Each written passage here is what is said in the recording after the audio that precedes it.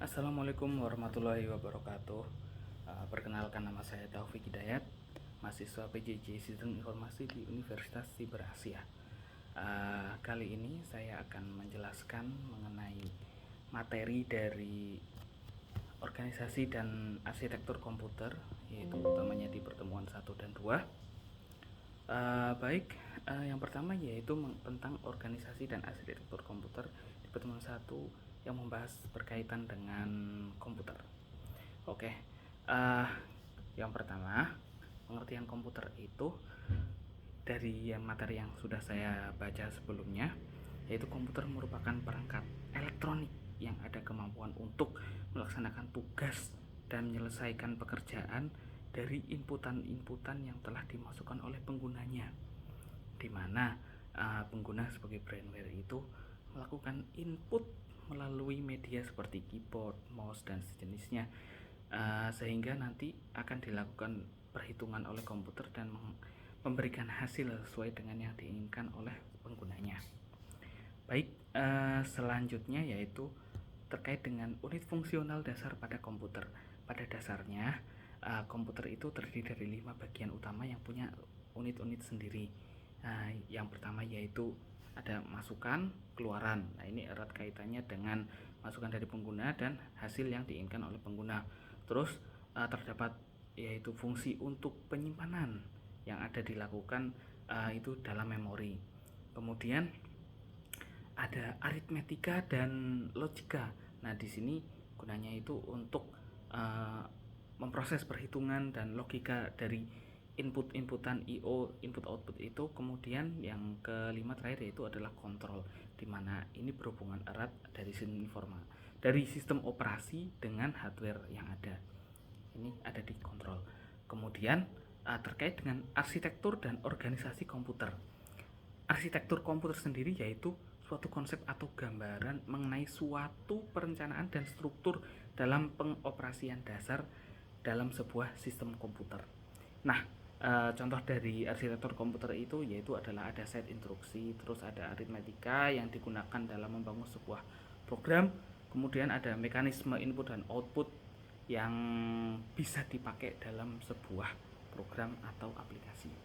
Kemudian selanjutnya yaitu organisasi komputer merupakan seluruh rangkaian komponen-komponen fungsional atau pelaksana yang semuanya itu telah terkoneksi atau terhubung dari komponen penyusun pada sistem komputer sebagai wujud implementasi dari aspek arsitekturnya.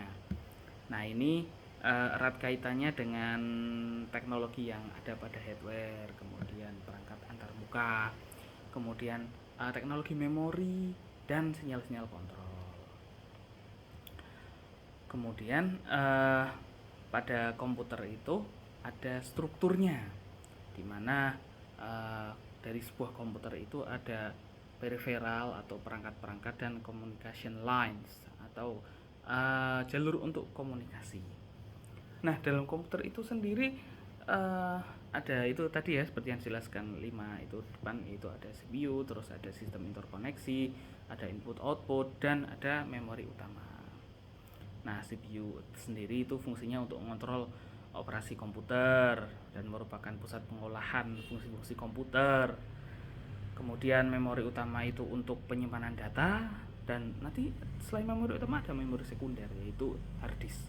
Nah, kemudian IO fungsinya untuk memindahkan data lingkungan luar atau perangkat lainnya. Kemudian sistem interkoneksi yang merupakan sistem yang menghubungkan CPU dengan memori utama. Nah, pada CPU itu sendiri terdiri dari control unit, terus ada arithmetic and logic unit atau ALU, dan register dan CPU interconnection, di mana control unit itu fungsinya untuk mengontrol operasi CPU dan mengontrol komputer secara keseluruhan. ALU itu fungsinya untuk fungsi-fungsi pengolahan, misalnya untuk perhitungan. Kemudian register untuk penyimpanan internal bagi CPU. Jadi di CPU itu ada register ya untuk menyimpan ya kontrol-kontrol atau apa itu. Terus CPU interconnection, nah, berfungsi untuk mengenai seluruh bagian dari CPU itu sendiri. Oke, kemudian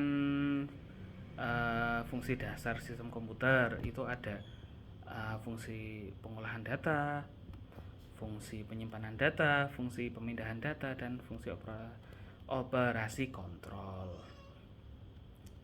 Oke, kita lanjut berikutnya ke evolusi dan kinerja komputer. Nah, kemudian secara singkat komputer ya, komputer itu terdiri dari generasi pertama yaitu tabung vakum, itu tahun 1945 sampai 1955. Nah, itu umumnya menggunakan tabung hampa. Kemudian dibuat dengan bahasa mesin programnya. Memori utamanya dengan teknologi magnetic core storage. Kemudian ukuran fisiknya berukuran besar, bisa sebesar rumah atau ruangan gitu. Terus membutuhkan daya listrik yang sangat besar. Terus pada tahun itu tuh ada yang beratnya sampai 30 ton. Nah, itu ENIAC itu. Terus butuh daya sebesar 140 kilowatt. Wah, itu benar-benar besar itu. Gede banget, segede rumah. Kemudian generasi berikutnya yaitu transistor generasi kedua pada tahun 1955 sampai 1965. Nah, ciri-ciri umumnya yaitu teknologi dasarnya rangkaiannya berupa transistor, kemudian menggunakan bahasa pemrograman Fortran, COBOL, dan ALGOL. Itu bahasa-bahasa pemrograman yang awal-awal. Kemudian menggunakan memori sekunder. Di sini udah ada memori sekunder ya, walaupun pada saat itu masih berupa magnetic tape. Kemudian ukuran fisiknya lebih kecil daripada generasi pertama. Kemudian membutuhkan daya listrik yang lebih kecil. Itu pada tahun segitu tuh ya sebenarnya masih gede sih dibandingkan dengan ukuran sekarang. Kemudian generasi ketiga yaitu integrated circuit atau IC, itu dimulai dari tahun 1965 sampai 1980, di mana ciri umumnya adalah teknologi dasar pembangun rangkaian yang digunakan itu merupakan IC. Nah, layar monitor dapat menampilkan gambar dan grafik. Pada saat ini udah dikenal GUI ya, Graphic User Interface. Kemudian menggunakan magnetic tape sebagai memori sekunder. Udah ada ya lanjutan yang dari generasi kedua, emang udah mulai ada memori sekunder. Kemudian ada fitur jaringan. Nah, menarik ini. Namun ya pada saat ini mungkin belum ada firewall ya yang melindunginya. Terus penggunaan daya listriknya yang lebih hemat. Kemudian generasi keempat yaitu Very Large Scale Integration pada tahun 1980-an. Nah, ini ciri-cirinya itu menggunakan large scale integration atau LSI yang merupakan pemadatan beribu-ribu IC yang dijadikan satu dalam sebuah keeping IC yang disebut chip. Nah, dari pada saat itu chip tuh mulai digunakan. Nah, pada saat ini kan chip kan udah semakin kecil ya. Kemudian dikembangkan komputer mikro yang menggunakan mikroprosesor dan semikonduktor yang berbentuk chip untuk memori komputer. Kemudian itu kalau yang generasi sekarang kan semakin kesini semakin kecil ya.